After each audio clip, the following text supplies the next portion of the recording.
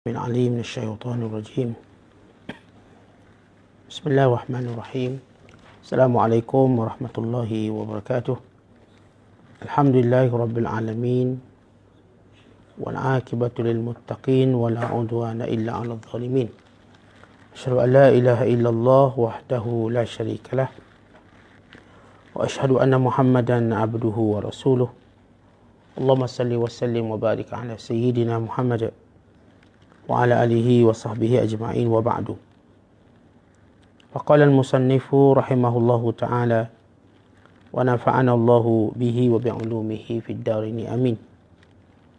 Berkata Imam Al-Allamah Abul Qasim Abdul Karim bin Hawazin Al-Kushairi, semoga Allah Ta'ala merahmatinya dan kita mendapat manfaat serta barakah ilmunya. Abdul Wahid bin Zaid memberikan penjelasan, zuhud adalah menjauhkan diri dari dinar dan dirham. Manakala Abu Sulaiman Ad-Darani menyatakan, zuhud adalah menjauhkan diri dari apapun yang memalingkan anda daripada Allah Subhanahu Wa Taala. Ketika ditanya Al-Junaid tentang zuhud, Ruwayyin menjawab, zuhud adalah meremehkan dunia dan menghapuskan bekas-bekasnya dari hati. As-Sari As-Saqati menyatakan, kehidupan seorang zuhud, kehidupan seorang zahid tidak akan baik bila dia tidak peduli terhadap jiwanya, dan kehidupan seorang arif tidak akan baik bila dia terlalu mementingkan jiwanya.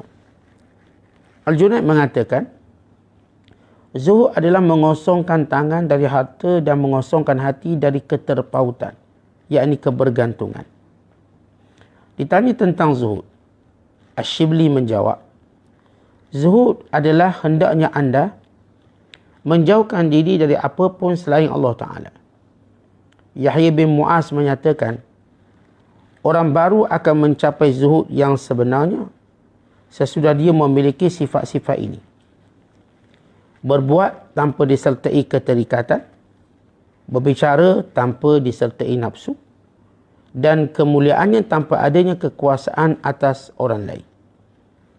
Abu Hafs mengatakan, tidak ada zuhud kecuali dalam hal yang halal. Abu Uthman menyatakan, Allah Subhanahu Wa Taala memberikan seorang zahid sesuatu lebih daripada yang dia inginkan, dan Allah memberikan sesuatu pada hamba yang dicintainya kurang dari yang dia inginkan. Dia memberi hamba yang takut sebanyak yang benar-benar diinginkan. Yahya bin Mu'az menyatakan, kaum pencinta mengusik hidung anda dengan bau cuka, tetapi kaum arif menyebarkan keharuman minyak kasturi. Hasan al-Basri memberikan penjelasan, zuhud terhadap dunia adalah hendaknya anda membenci perhambaan terhadap dunia dan semua isinya. Seorang bertanya kepada Zunnun al-Misri, bila saya dapat menjauhkan diri dari dunia? Dia menjawab, ketika anda menjauhkan diri dari nafsu anda. Muhammad bin Fadl mengatakan, kedermawanan kaum pencinta adalah waktu mereka berkecukupan, dan kedermawanan kaum pembela adalah pada waktu yang sangat diperlukan.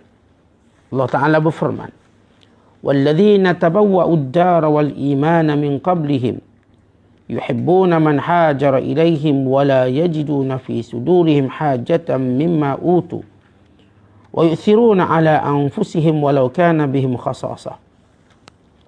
Dan orang-orang yang telah menempati kota Madinah dan telah beriman, yakni kelompok Ansar, sebelum kedatangan mereka, yakni Muhajirin, mereka mencintai orang yang berhijrah kepada mereka, dan mereka tiada menaruh keinginan dalam hati mereka terhadap apa-apa yang diberikan kepada mereka, kepada orang Muhajirin, dan mereka mengutamakan orang-orang Muhajirin atas diri mereka sendiri, sekalipun mereka dalam kesusahan.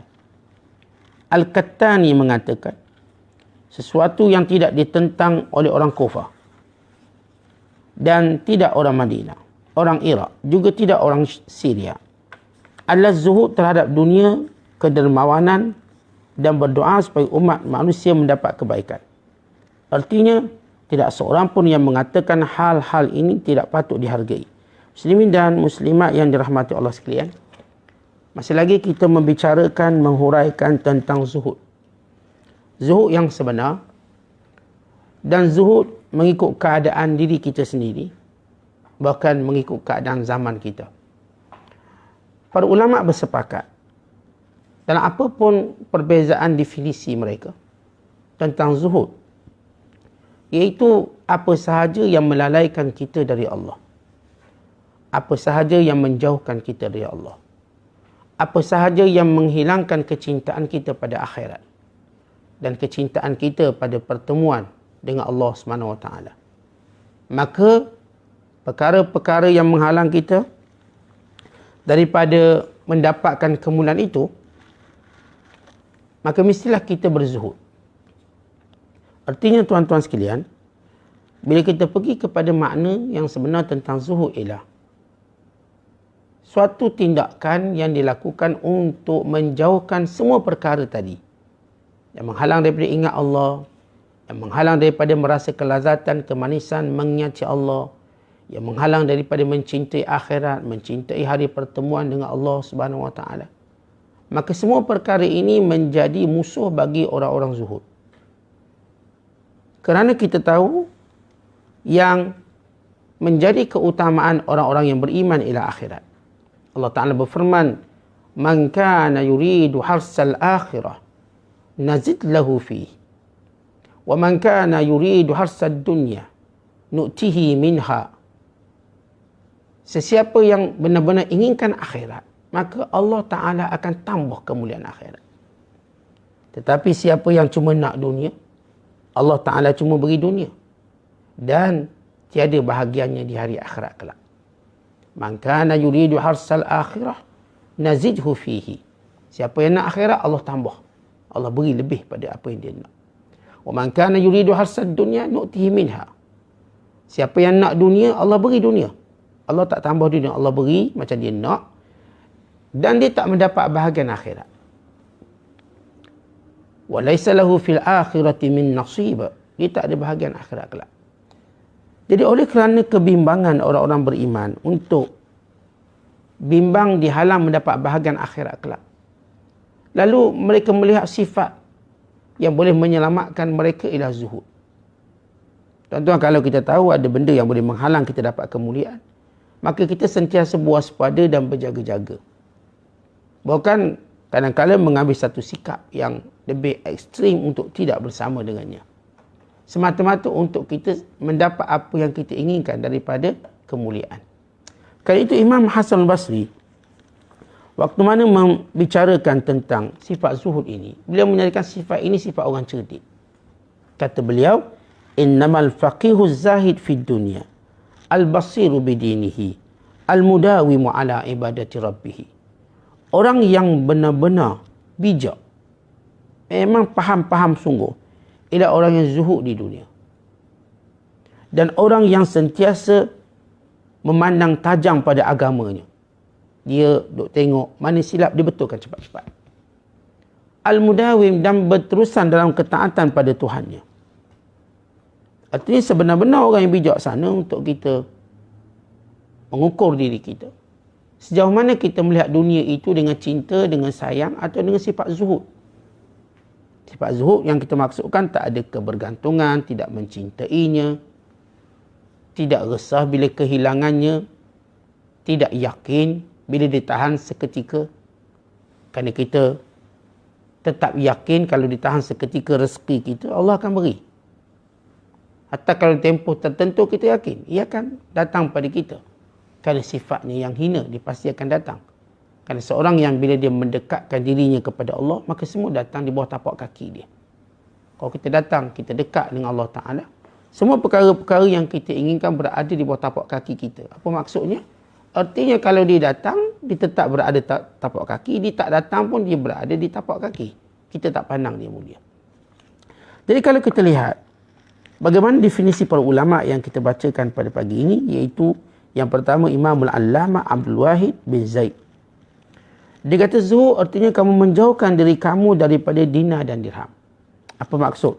Menjauhkan diri daripada dinar dan dirham. Sebagaimana dijelaskan oleh Abu Sulaiman Darani. Yakni apa yang memalingkan kita dari Allah. Kalau wang ini boleh memalingkan kita dari Allah, kita akan jauhi. Dan ini yang dilakukan oleh para sahabat. Terlihat Abdul Rahman bin Auf. Waktu kekayaannya datang rombongan perdagangannya, menghalang dia untuk melambatkan dia untuk bertakbir atau ihram, bagaimana dia membebaskannya. Dia sedekahkan semua. Artinya mereka tidak memberi ruang kepada mana-mana urusan dunia untuk memalingkan mereka dari Allah. Atau melambatkan pergerakan mereka. Contoh macam ni, kita hidup seperti mendaki gunung. Dan kita tahu di puncak tadi ada perkara yang amat kita inginkan dan kita buru. Bila mana kita daki gunung, ada sesuatu yang menghalang kita, apa yang kita lakukan? Kita pinggirkan. Kalau ada beban yang melambatkan kita, kita tanggalkan. Supaya kita sampai ke puncak dia. Kerana di sana adalah kemuliaan kita. Sama juga kita semua sekarang sedang hiking. Mendapat puncak iman. Di mana-mana yang boleh menghalang iman kita, kita akan buang.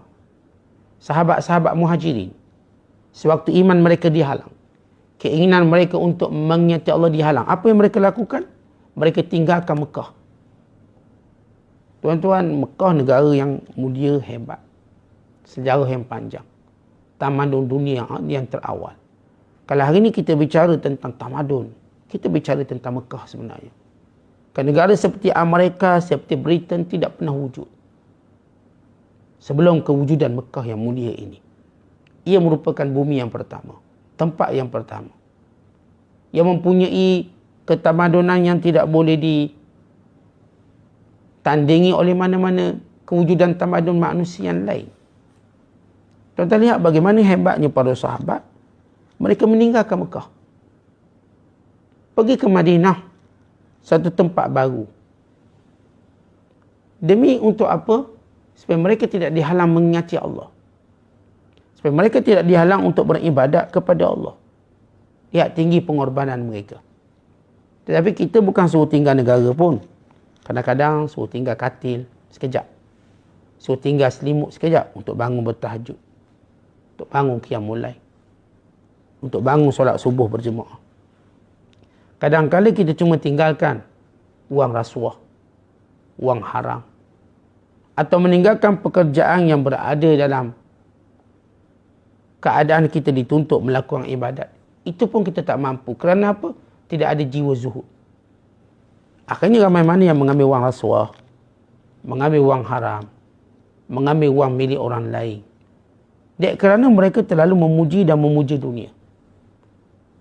Kerana mereka mengatakan bahawa dengan apa cara sekalipun saya akan cuba dapatkan dunia. Ia berbeza dengan ahli ta'at, dengan apa cara sekalipun saya akan mendapatkan akhirat. Walau kehilangan dunia. Yang ahli dunia pula, walau apa cara sekalipun saya nak dapat dunia. Walau kehilangan akhirat.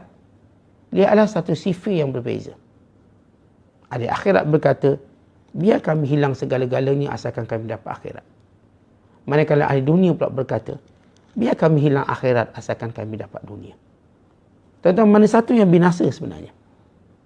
Mana satu yang binasa? Adapun yang berkata, biar kami buang segala-galanya asalkan kami dapat akhirat. Dunia tetap datang kepadanya. Atatuhu dunya raghimatun. Datang dunia dalam keadaan hina pada pandangannya dan hatinya. Lihat baginda SAW, lihat para sahabat. Waktu mereka memerangi Rom dan Parsi. Dan kadang mereka tidak nampak pun apa pun hebatnya Rom dan Parsi. Akhirnya Rom dan Parsi tergolek jatuh. Ia bukan sekadar makna tergolek Rom dan Parsi. Arti tergolek dunia di hadapan akhirat. Kemenangan umat Islam yang awal memberi maksud bagaimana jatuhnya penilaian dunia dan terangkatnya penilaian akhirat. Sahabat-sahabat yang dalam keadaan mereka yang amat menunjukkan tidak punya kecintaan pada dunia. Akhirnya Rom jatuh. Akhirnya Parsi jatuh. Kekayaan melimpah. Dan tidak langsung menjadikan mereka lupa pada Allah. Mereka tetap tepat waktu dalam solat berjemaah mereka. Mereka tetap menjadi golongan yang amat mencintai Allah dan Rasulnya. Maka inilah kehebatan orang-orang yang zuhud, sanggup tinggalkan segala-galanya. Junaid al-Baghdadi waktu ditanya tentang zuhud, Ruwayyim menjawab. Junaid menyebut tentang kata-kata Ruwayyim. Zuhud ialah remehkan dunia dan buang kesan-kesannya dalam hati. Remehkan dunia. Tuan-tuan, kita nak pandang remeh benda tu. Macam saya katakan, tuan-tuan bila tengok singa, tuan-tuan pandang apa singa ni? Garang. Boleh tak nak buang sifat tadi? Tak boleh. Tetap kata singa tu garang, walau dia dah mati. Garang. Tengok buaya, garang. Sama kita melihat dunia. Tengok dunia, hina. Umpama kita tengok tahi. Tahi, tuan-tuan. Kalau kita tengok tahi raja, mulia ke tahi raja? Hina. Sebab dia tahi. Tahi siapa? Tahi ulama. Hina. Mulia tak? Hina. Sebut je tahi dia najis. Saya pandang dia hina. Tahi anak kita. Hina tak? Hina. Tapi kita cebok kenapa? Kerana tanggungjawab kita. Tapi selamanya kita anggap itu hina dan kita perlu buang dia. Sama juga bila mana kita melihat dunia, kita melihatnya dengan hina. Jangan tengok mulia. Hina bila kita nak banding akhirat. Hina bila kita nak banding ketaatan kita pada Allah. Sebab itu bila kita ingin mentaati Allah dan kita masih tidak melihat dunia ini hina, kita tak akan rasa kemanisannya. Kata Imam Hasan Basri, dia kata apa? Ahainud dunya, wallahi la ahna'u ma takunu idza ahantaha. Kalau kamu hina dunia, demi Allah, ia satu ketenangan yang kamu akan perolehi bila mana kamu menghinanya. Tuan-tuan, yang kita tak tenang hari ini sebab kita hina akhirat. Kita hina akhirat, menganggap akhirat ni ada apa, lambatlah akhirat ni. Bila cerita pahala, bila cerita darjat, tak rasa apa. Kalaupun kita buat kebaikan kerana malu orang sekeliling kita. Dan hati kita terlalu membesarkan dunia. Akhirnya Allah Ta'ala hukum kita, kita tak bahagia. Kenapa kita tak bahagia? Sebab kita pandang dunia ni mulia sangat. Akhirat ni kita tak pandang pun. Sebab itu kita tak tahu nilai-nilai bangun malam. Kerana itu kita tak tahu nilai-nilai melakukan ibadat ketaatan pada Allah. Kita tahu nilai bila dapat menghadap raja setiap hari. Tuanku Sultan panggil pagi, panggil petang, panggil tengah hari. Itulah kesibukan kita. Tapi kita tidak tahu nilai waktu Allah memanggil kita menghadapnya. 5 kali satu hari pada solat dan ibadat kita. Kita tak rasa itu mulia. Akhirnya Allah hilangkan kebahagiaan yang kita cari. Tetapi bila mana kita melihat akhirat dengan segala kemuliaan, Allah hadirkan kebahagiaan pada kita. Kebahagiaan satu benda yang amat mudah untuk diperolehi bagi orang yang melihat akhirat dan memuliakannya. Sebab di sini dia diajar zuhud. Dia diajar bagaimana? Tak apalah, ni dunia, akhirat nanti kita dapat. Bila Uthman bin Affan radhiyallahu ta'ala anhu, pada detik-detik pada hari terakhir hidup beliau, sebelum beliau dibunuh dan syahid, beliau berpuasa pada hari itu. Dan beliau bermimpi bertemu dengan Nabi SAW, berkata, wahai Uthman, berbukalah di sisi kami. Berpuasalah kamu di dunia untuk berbuka di sisi kami. Akhirnya ungkapan Uthman bin Affan ini daripada kisah pertemuan dengan Nabi SAW dalam mimpi menjadi ungkapan orang-orang alim, orang soleh. Kami berpuasa di dunia untuk kami berbuka di akhirat. Lalu mereka melihat nilai puasa di dunia dengan nilai yang umum. Bukan sekadar dengan maksud tahan makan minum, kemudian maghrib makan. Dengan maksud kami menahan diri kami daripada semua perkara yang Allah larang. Semua perkara yang Allah benci dan semua perkara yang melalaikan kami dari ingat Allah untuk kami nanti berbuka di syurga. Kata inilah nilai zuhud yang sebenar. Kata Sari, kehidupan orang zuhud tidak akan baik bila dia tidak peduli terhadap jiwanya. Dan kehidupan seorang arif tidak akan baik bila dia terlalu mementingkan jiwanya. Baik, bila kita sebut tentang diri kita, tuan-tuan, bila mana kita beragama, kita mula rasa, oh, diri saya baik, diri saya bagus. Itu nilai yang kita rasa. Maka orang yang zuhud, even dirinya pun dia tak tengok. Dia tak tengok dirinya siapa. Ya mungkin saja dia melakukan qiyam sepanjang malam.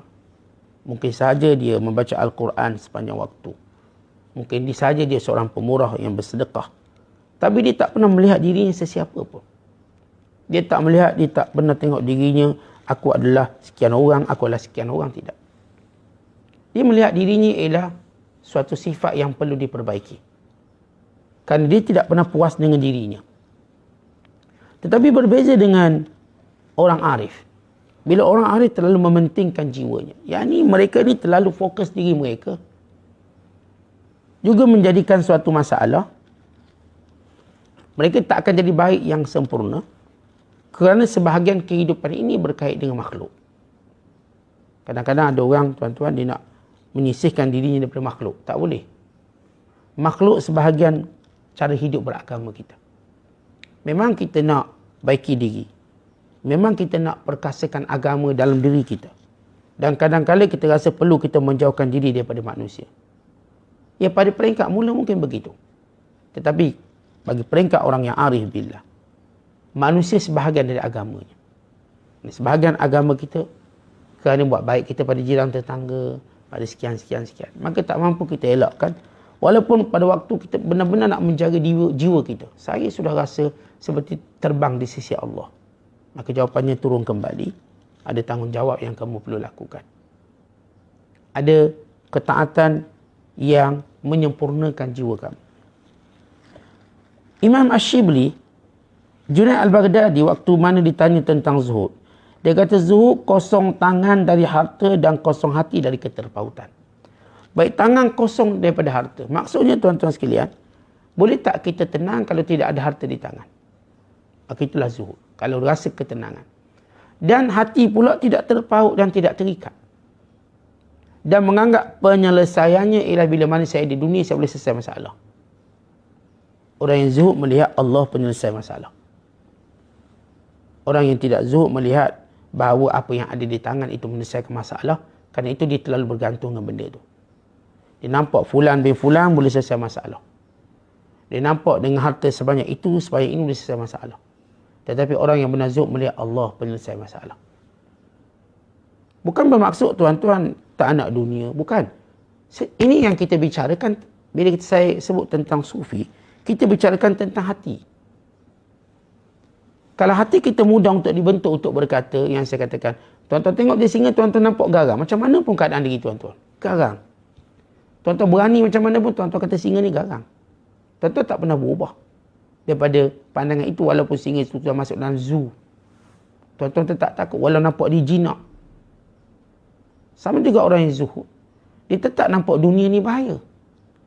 Bagaimana dia mampu membuang pergantungan? Kalau sekiranya tidak ada dunia, apakah dia merasa resah? Dia tak resah. Sebagaimana kita tak resah bila seorang yang saya katakan sentiasa menjinakkan singa, kau singa tak ada sebelah dia, dia pun tak kisah. Sebab itu dia cuma nampak tanggungjawab. Bukan nampak untuk dicintakan. Ia satu tanggungjawab. Artinya orang-orang zuhud melihat dunia ni tanggungjawab. Amanah. Dia tak melihat dunia ini kecintaan. Dunia bukan untuk dicintai. Tapi dunia ialah suatu tanggungjawab yang Allah berikan pada kita. Sebab itu Allah tanya nanti.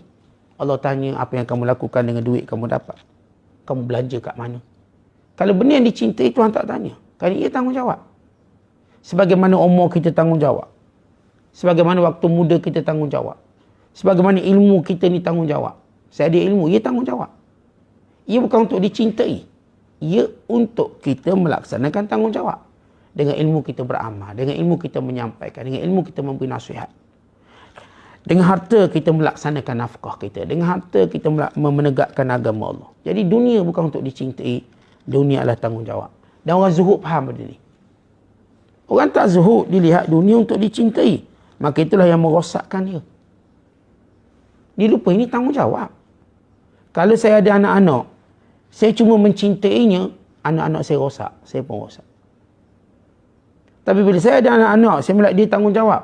Saya sekolahkan dia. Saya disiplinkan dia. Saya ajar dia jaga aurat. Saya ajar dia jaga pergaulan. Saya ajar bagaimana cara adab bercakap dan sebagainya. Akhirnya tuan-tuan lihat anak ini menggembirakan kita. Tapi kalau kita cuma ajar sayang, ajak main kuda-kuda, kita pun tak peduli bagaimana watak dan sifatnya, akhirnya anak ni menconteng arang di muka kita. Bukan sekadar menconteng arang di muka kita. Bukan dia mungkin memenggal kepala kita. Menghilangkan kemuliaan kita. Sebab kita bila melihat dunia itu suatu kecintaan, maka Allah rosakkan diri kita. Dunia ni tanggungjawab. Saya tengok isteri saya tanggungjawab. Saya bukan tengok isteri, oh ini untuk dicintai. Ya mungkin seketika dia dicintai. Tapi akhirnya kita melihat bagaimana cinta itu akan pudar. Yang kekal, yang terus bertanggungjawab. Dia isteri, saya perlu bertanggungjawab dengannya dalam semua aspek. Bagi isteri pula ini suami, ia tanggungjawab dalam semua aspek. Akhirnya tuan-tuan kita faham, kalau kita beli kereta, mula-mula kan kita sayang kereta, lap kiri, lap kanan. Last sekali kita tinggal apa? Tanggungjawab untuk bayar bulanan dia. Untuk pastikan dia tak rosak. Cinta ada lagi tak? Tak berapa ada rosak. Tanggungjawab. Dan melihat kereta ini cuma alat untuk ke sana, ke sini. Tidak lagi kita melihat kereta tadi. Kita melihat apa yang perlu kita lakukan dengan kereta tadi. Saya tak pandang lagi kereta tu. Mungkin orang-orang yang mula-mula tengok kereta saya di oh kereta mewah, kereta kaya. Sebab dia belum memilikinya. Waktu mana dia memilikinya, dia mengetahui ia bukan untuk dilihat dan dipuji, tapi ada tanggungjawab yang saya perlu lakukan. Maka kereta ini sebagai alat bagi menyampaikannya. Akhirnya kita faham. Sebab itu tuan-tuan jangan tengok dunia ini untuk kita cintai. Ramai binasa, ramai yang tertipu. Tapi ia tanggungjawab. Sebab itu bila kita pulang, kita tak bawa dunia. Kita cuma bawa tanggungjawab. Tuan-tuan nanti bila mati, saya mati, kita tak bawa satu sen pun dunia. Kita bawa tanggungjawab. Maka kita akan ditanya oleh Allah. Siap bertanggungjawab. Sebab itu Allah Ta'ala menyatakan dalam Al-Quran. Inna sam'a wal basar wal fu'ad. Kullu ulaika kana anhu mas'ula. Sesungguhnya pendengaran, penglihatan, hati dan akal. Semuanya itu akan ditanya oleh Allah. Akan tanggungjawabnya. Ingat tuan-tuan, bukan kita nak mencintai mata kita, telinga kita. Ia tanggungjawab yang perlu kita laksanakan. Melihat anak-anak, tanggungjawab apa yang kita lakukan. Melihat sahabat dan jiran tetangga, apa tanggungjawab kita pada jiran kita. Melihat kepada orang-orang fasik, apa tanggungjawab kita pada orang fasik. Apakah sekadar cukup kita untuk secara sinis menghinanya, atau sebenarnya kita patut membimbing mereka, menasihati mereka, mengingatkan mereka, memberi amaran pada mereka. Ini tanggungjawab. Maka orang zuhud faham, ini semua tanggungjawab. Bagaimana orang yang tahu tanggungjawab ada masa untuk mencintainya? Seorang yang dedikasi dan tanggungjawab. Apakah dia punya masa untuk mencintainya? Dia tidak. Orang kerja jaga. Tanggungjawab dia jaga keselamatan. Apakah dia ada masa untuk senyum pada orang yang masuk dan keluar? Kerana kesibukannya menjaga keselamatan. Maka demikian kita menjaga keselamatan agama kita. Maka kita sentiasa berhati-hati dengan setiap perkara yang boleh merosakkan kita. Kata Shibli, zuhud menjauhkan apa sahaja yang menjauhkan kita daripada Allah Subhanahu Wa Taala. Sebab itu kata ulama, bila mana Allah Taala menyibukkan kita dengan perkara yang boleh menghilangkan ingatan kita pada Allah, maka sebenarnya kita sedang melakukan perkara yang sia-sia. Kalau kita sedang melakukan perkara yang menjadikan kita ingat Allah, sebenarnya kita sedang meraih pahala. Jadi tuan-tuan, apa pun kita buat, apakah menjadikan kita ingat Allah, itu pahala. Apa pun yang kita buat menjadikan kita lupa pada Allah, itulah musibah. Itulah dia kehinaan pada diri kita. Kata Abu Hafs, zuhud ni pada perkara yang halal. Tetapi para ulama setengah menyebut zuhud bagi zuhud orang awam meninggalkan yang haram. Zuhud orang khawas meninggalkan perkara yang halal. Berlebih-lebihan dalam perkara yang halal. Dan zuhud orang arif ialah meninggalkan apa sahaja yang melalaikan dia daripada ingat Allah. Tak kira siapa. Yang boleh hilang dia, menyebabkan dia lupa pada Allah, dia akan tinggalkan. Kata Abu Uthman, Allah beri kepada orang yang zuhud semua yang dia nak. Allah Ta'ala akan beri pada orang zuhud lebih daripada yang diinginkan. Tuan-tuan, bila kita zuhud sesuatu, kita akan dapat lebih lagi. Dapat lebih lagi. Saya tengok dunia, pandangan saya cuma di bawah tapak kaki, cuma nampak debu dan tanah. Akhir dunia datang lagi banyak. Kita lihat apa yang berlaku pada umat Islam dahulu. Bila mana mereka zuhud, Rom dan Parsi jatuh di bawah tapak kaki mereka. Zuhud mereka menjadikan semua jatuh di hadapan mereka. Dan kata beliau lagi, kata Abu Uthman, dan bila mana Allah cintai seorang hamba kurang daripada apa yang diinginkan. Supaya apa? Supaya dia terus mengadu kepada Allah. Ingat Allah Ta'ala. Maka bagi orang yang dipanggil pencinta Allah, Tuhan tak bagi semua apa yang dia nak. Sebahagian ditahan untuk dia terus mencintai Allah Subhanahu Wa Ta'ala. Manakala orang yang benar-benar takut, maka dia akan dapat sebanyak-banyak yang diinginkan.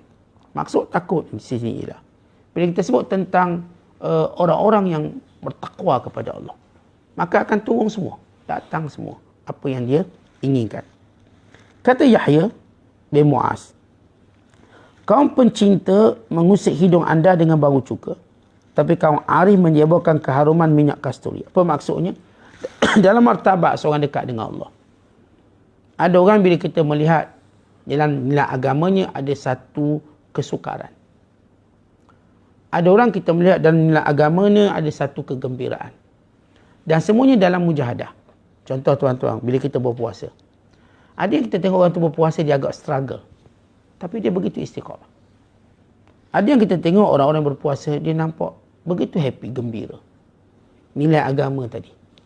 Masing-masing menjalankan perintah Allah, tapi nilai rasa yang berbeza. Hasan al-Basri menjelaskan, zuhud itu mestilah dia membenci seorang hamba itu. Membenci perhambaannya pada dunia. Apa sahaja yang boleh menyebabkan dia terpaksa tunduk pada dunia, dia benci. Tak nak. Saya tak akan memperhambakan diri saya pada dunia. Sebab itu kata baginda sallallahu alaihi wasallam, ta'isa abdu dina wal dirham wal qatifati wal khamisah. Celakalah hamba duit dirham, duit dinar, hamba makanan, hamba pakaian. Tuan-tuan, apa sahaja benda yang boleh menyebabkan kita diperhambakan dengan benda dunia, kita tinggalkan. Kalau saya ni nak benda dunia, saya terpaksa cari sampai hujung dunia. Saya tak akan buat benda-benda macam tu. Kita contoh kalau kita sebut hobi dan minat lah. Kita hobi ni tak salah tuan-tuan. Kita ada minat tak salah. Yang salahnya bila kita gila dalam minat sesuatu. Tuan-tuan minat mana? Minat mengair. Minat mengair tak salah mengair lah. Tapi sampai peringkat dia gila. Sehingga dia meninggalkan tanggungjawabnya. Sehingga dia menghilangkan perhambaannya pada Allah. Maka ini perkara yang menunjukkan dia menjadi hamba pada dunia. Kita kalau minat sesuatu, tidak pernah lupa Allah. Sebab itu Allah sebut dalam Quran. Rijalun la tulihihim tijaratun wala bay'un an dzikrillahi wa iqamis salah. Mereka lah orang-orang beriman yang sebenar, yang tidak dilalaikan dengan perniagaan dan jual beli mereka daripada ingat Allah dan mendirikan solat. Kalau seorang tu misal kata dia minat travel, round dunia, minat masuk hutang, hiking dan sebagainya, tak ada masalah. Selagi mana ia tidak menjejaskan hubungannya dengan Allah. Waktu solat dia solat, waktu belajar dia belajar. Ni yang menjadi masalahnya orang-orang yang minat benda ni, dia tinggalkan akhirat. Akhirnya dia menjadi hamba pada dunia. Seorang bertanya kepada Zunnun al-Misri, bila saya dapat jauhkan diri dari dunia? Akan jawab Zunnun, bila mana kamu berjaya menambat nafsu kamu. Tuan-tuan sekalian, nafsu kita ni aneh. Dia nak macam-macam. Tetapi waktu mana kita cukupkan dengan cara lain, maka nafsu ini seperti tak lagi punya kekuatan. Contoh tuan-tuan, kita bila lapar ni, lapar sangat. Masa tu nafsu kita fikir macam mana? Atau kita fikir macam mana? Kita fikir macam kita boleh makan sepuyuk. Kita boleh makan semua. Tapi waktu kita disuap beberapa suapan, akhirnya nafsu ini pun mati. Kendor. Tak nak dah. Mula-mula cerita saya nak makan tu, nak makan ni. Akhirnya dia kenyang dengan benda lain. Yang ni tu dia tak nak. Tetapi tidak ramai yang tahu cara menangani nafsu dia. Kita terus dipermainkan oleh nafsu. Sebab itu untuk benar-benar merasa zuhud, kita berjaya kendalikan nafsu. Nafsu tengok nak makan ayam goreng ni. Tuan-tuan dengan makan ikan masin pun kenyang. Lepas tu nafsu tak nak dah ayam goreng. Sebab sudah dikenyangkan dengan ikan masin. Nafsu tengok ni tuan-tuan, kita nak perkara ni. Waktu ia dicukupkan dengan hal yang lain yang lebih rendah pada apa yang kita nak, rupanya sudah cukup. Dah cukup. Tak ada lagi keinginannya kerana sifat nafsu tadi tuan-tuan, dia begitu gila. Kita kalau berurusan dengan orang gila, tuan-tuan ikut orang gila ke ataupun tuan-tuan buat sesuatu sehingga gilanya hilang? Dia gila maka dia nak semua perkara. Nafsu lebih gila pada orang gila. Kalau kita tak reti kontrolnya, kita akan binasa. Muhammad bin Fadl mengatakan, kedermawanan kaum pencinta adalah waktu mereka cukup. Dan dermawan kaum pembela, yakni orang-orang nama perjuang yang sebenar, waktu mereka sendiri yang memerlukan. Tentu kita lihat ada orang, dia pemurah waktu dia ada. Cukup keperluannya dia bagi. Dan ini yang disebut oleh Nabi SAW, afdalus sadaqati an zahril ghina. Sebaik-baik sedekah bila sudah memenuhi kecukupan kita. Tapi ada orang tuan-tuan, dia ni mujahid. Oh, dia ni orang-orang yang ke depan. Mereka walau mereka memerlukan, mereka tetap beri pada orang lain. Siapa mereka? Mereka antara contoh yang hebat. Orang-orang Ansar. Orang-orang Ansar, sifat mereka luar biasa. Pertama, mereka tidak benci orang yang datang ke negara mereka. Kita kan, kebanyakan kita, kalau sebut pendatang, kita tak suka. Ini pendatang, bukan warga negara, memang kita tak suka. Satu dunia tak suka. Sehingga wujud satu teori apa yang disebut sebagai negara bangsa. Nation state. Negara bangsa ni asasnya tuan-tuan tidak akan suka kepada pendatang.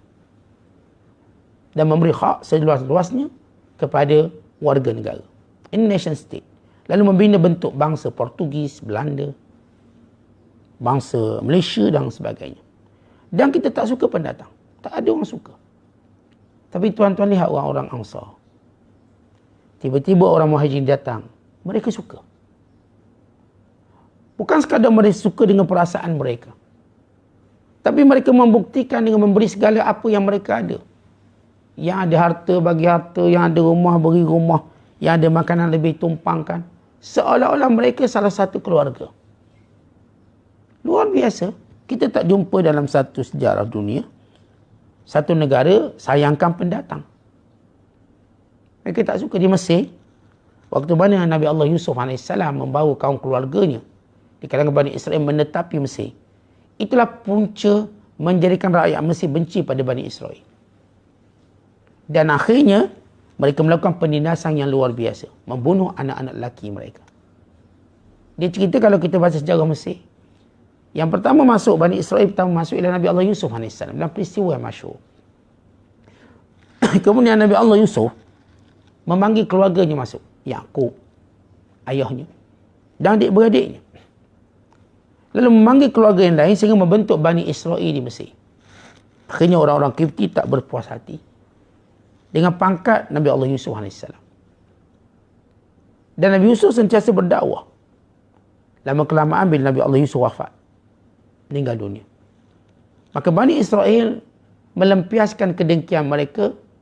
Maka bangsa Fir'aun, Kipti, melampiaskan kedengkian mereka kepada Bani Israel beratus tahun lamanya. Tapi berbeza dengan orang Ansar. Datang Muhajirin. Mereka amat menyayanginya. Bahkan mereka memberikan apa yang mereka milikinya. Allah puji mereka. Kerana apa? Kerana mereka tahu negeri mereka bukanlah dunia tapi akhirat.